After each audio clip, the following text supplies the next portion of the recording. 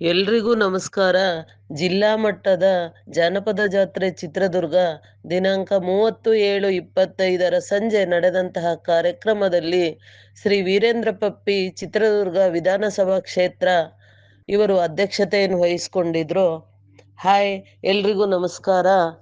ಈ ಕಾರ್ಯಕ್ರಮದಲ್ಲಿ ಮುಖ್ಯ ಅತಿಥಿಗಳಾಗಿ ಇಮಾಮ್ ಸಾಬ್ ರಾಜ್ಯ ಪ್ರಶಸ್ತಿ ಪುರಸ್ಕೃತರು ಇವರು ಭಾಗವಹಿಸಿದ್ರು.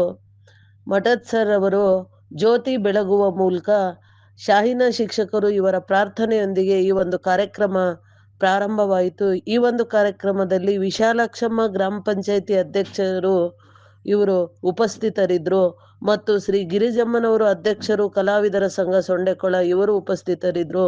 ಶಿವಲಿಂಗಪ್ಪ ಸರ್, ಶ್ರೀನಿವಾಸ್ ಸರ್ ಅವರ ಉಪಸ್ಥಿತಿಯಲ್ಲಿ ಜಾನಪದ ಜಾತ್ರೆ ತುಂಬಾ ಅತ್ಯುತ್ತಮವಾಗಿ ನಡೆಯಿತು.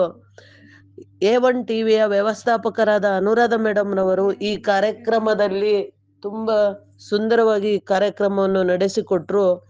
ಈ ಕಾರ್ಯಕ್ರಮ ಹಿತ್ತಲ ಗಿಡ ಮದ್ದಲ್ಲ ಎನ್ನುವಂತೆಯೇ ನಮ್ಮಲ್ಲಿರುವ ಕಲೆಗಳನ್ನ ಹೊರಹೊಮ್ಮಿಸುವುದರ ಮೂಲಕ ಅನೇಕ ಕಲಾವಿದರು ಭಾಗವಹಿಸಿದ್ರು. ನಮ್ಮಲ್ಲಿರುವ ಕಲೆಗಳು ಹೊರಗೆ ಬರಬೇಕು. ಜನಗಳಿಂದ ಬಂದಂತಹ ಈ ಕಾರ್ಯಕ್ರಮ ತುಂಬಾ ಅತ್ಯುತ್ತಮವಾಗಿತ್ತು. ಹಬ್ಬದೋಪಾದಿಯಲ್ಲಿ ಈ ಕಾರ್ಯಕ್ರಮ ನಡೆಸಿಕೊಟ್ರು.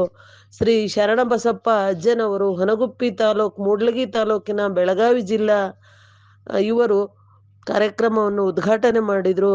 ಇವರು ಮುಂದೆ ಈ ಒಂದು ಸಮಾರಂಭದಲ್ಲಿ SSLCಯಲ್ಲಿ ಹೆಚ್ಚು ಅಂಕಗಳನ್ನು ಗಳಿಸಿದಂತಹ ಮಕ್ಕಳಿಗೆ ಸನ್ಮಾನ ಮಾಡೋದ್ರ ಮೂಲಕ ಪ್ರೇರೇಪಿಸಿದರು. ಮತ್ತೆ ಮುಂದಿನ ಕಾರ್ಯಕ್ರಮದಲ್ಲಿ ಇವರು 10,000 ರೂಪಾಯಿಗಳನ್ನು ದೇಣಿಗೆಯಾಗಿ ಕೊಡ್ತೀನಿ ಇಂಥ ಮಕ್ಕಳಿಗೆ ಅಂತ ಘೋಷಣೆಯನ್ನು ಮಾಡಿದ್ದು ತುಂಬಾ ಸುಂದರವಾಗಿತ್ತು.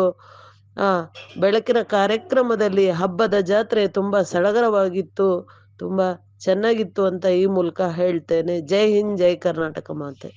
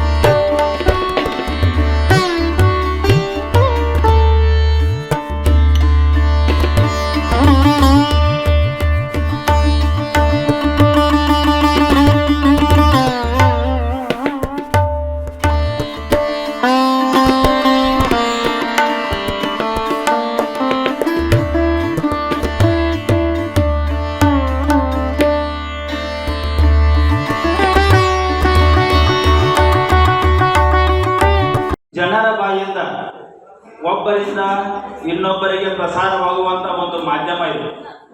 ಯಾವುದು? ಜನಪದ ಸಾಹಿತ್ಯ. ಈ ಒಂದು ಜನಪದ ಜಾತ್ರೆಯನ್ನ ಈ ನಮ್ಮ ಚಿತ್ರದುರ್ಗ ಜಿಲ್ಲೆಯಲ್ಲಿ ಇಟ್ಟುಕೊಂಡದ್ದು ಬಹಳ ಒಂದು ಹೆಮ್ಮೆಯ ವಿಚಾರ. ಅದರ ಜೊತೆಗೆ ಶಾಲೆಗಳಲ್ಲಿ ವ್ಯಾಸಂಗ ಮಾಡುತ್ತಿರುವ ವಿದ್ಯಾರ್ಥಿಗಳಿಗೆ ಅತಿ ಹೆಚ್ಚಿನ ಅಂಕವನ್ನು ಪಡೆದವ್ರಿಗೆ ಏನ್ ಮಾಡಿದಾರಪ್ಪ ಅಂತಂದ್ರ ಪ್ರಶಸ್ತಿ ಪ್ರದಾನ ಕಾರ್ಯಕ್ರಮವನ್ನು ಕೂಡ ಈ ಒಂದು ಜಾನಪದ ಜಾತ್ರಾ ಕಾರ್ಯಕ್ರಮದಲ್ಲಿ ಹಮ್ಮಿಕೊಂಡಿದ್ದಾರೆ. ಇದಕ್ಕೂ ಕೂಡ ಏನಪ್ಪಾ ಅಂತಂದ್ರೆ ಜನರಿಗೆ, ಮಕ್ಕಳಿಗೆ, ವಿದ್ಯಾರ್ಥಿಗಳಿಗೆ ಏನಪ್ಪಾ ಅಂದ್ರೆ ಪ್ರೋತ್ಸಾಹ ಕೊಡುವಂತ ವಿಚಾರ ಐತಿ. ಇದನ್ನ ಇಟ್ಟುಕೊಂಡದ್ದು ಏನಪ್ಪಾ ಅಂದ್ರೆ ಬಹಳ ಸಂತೋಷದ ವಿಚಾರ. ಅದರ ಜೊತೆಗೆ ಪ್ರತಿ ವರ್ಷವೂ ಕೂಡ ಜಾನಪದ ಜಾತ್ರೆಯು ನಿರಂತರವಾಗಿ ಚಿತ್ರದುರ್ಗ ಜಿಲ್ಲೆಯಲ್ಲಿ ನಡೆಯಲಿ ಅಂತೇಳಿ ಆ ಜಗನ್ಮಾತೆಯಲ್ಲಿ ನಾನು ಪ್ರಾರ್ಥನೆ ಮಾಡ್ಕೊತೀನಿ. ಶಿಕ್ಷಣದ ಅತಿ ಹೆಚ್ಚಿನ ಮಹತ್ವವನ್ನು ಕೊಟ್ಟದ್ರೆ ನನಗೆ ಬಹಳ ಖುಷಿ ಅನಿಸುತ್ತೆ. ಯಾಕಂತಂದ್ರೆ ನಮ್ಮ ಮಕ್ಕಳ ಭವಿಷ್ಯ ನಿಂತಿರುವುದನ್ನು ಶಿಕ್ಷಣದ ಮೇಲೆ. ಮುಂದಿನ ವರ್ಷ ಶಿಕ್ಷಣ ಕ್ಷೇತ್ರದಲ್ಲಿ ಇನ್ನೂ ಹೆಚ್ಚಿನ ಮಕ್ಕಳು ಎಂಬ ಹೆಚ್ಚು ಅಂಕಗಳನ್ನು ಪಡ್ಕೊಂಡ ತಮ್ಮ ಭವಿಷ್ಯವನ್ನು ರೂಪಿಸಿಕೊಳ್ಳಿ ಅಂತೇಳಿ ನಾ ಮುಂದಿನ ವರ್ಷ ಜಾನಪದ ಜಾತ್ರಾ ಕಾರ್ಯಕ್ರಮ ಬರುವಾಗ ಪ್ರಶಸ್ತಿ ವಿತರಣಾ ಮಾಡುವುದರ ಜೊತೆಗೆ ಪ್ರೋತ್ಸಾಹಕ ಧನವನ್ನು 10,000 ರೂಪಾಯಿ ನಾನು ನೀಡುತ್ತೇನೆ ಅಂತೇಳಿ ನಾನು ಎಲ್ಲ ವಿದ್ಯಾರ್ಥಿಗಳಿಗೆ ಹೇಳಬೇಕಂತ ಇಚ್ಛೆ ಪಡ್ತೇನೆ. ಅದರ ಜೊತೆಗೆ ಇದು ಜಾನಪದ ಜಾತ್ರೆ ಆಗಿರುವುದರಿಂದ ನಾನು ಒಂದು 2 ನುಡಿ ಒಂದು ಪದ್ಯವನ್ನು ಅಂತ ಬಿಡ್ತೇನೆ. ದುಡ್ಡು ಕೊಟ್ಟರ ಬೇಕಾದ ಸಿಗತತಿ ಈ ಜಗದಲ್ಲಿ ಕಾಣೋ,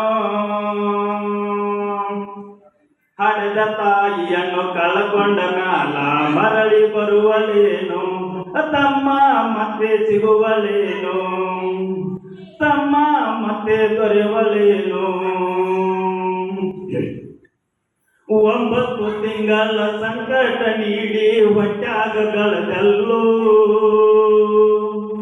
ಹುಟ್ಟಿ ಬರುವ ಮುಂದೆ ಜೀವಕ್ಕೆ ಎಷ್ಟ ಕಷ್ಟ ಕೊಟ್ಟಿಯಲ್ಲೋ. ಬೆಳೆದ ಮಗ ನೀ ಆಸರಾದಿಯಂತ ತಾಯಿ ತಿಳಿದಿತ್ತಲ್ಲೋ, ತಾಯಿ ತಿಳಿದಿತ್ತಲ್ಲೋ. ಜೀವ ಇಟ್ಟೈತಿ ನಿನ್ನ ಮ್ಯಾಲೋ, ತಾಯಿ ತಿಳಿದಿತ್ತಲ್ಲೋ. ಜೀವ ಇಟ್ಟೈತಿ ನಿನ್ನ ಮ್ಯಾಲೋ.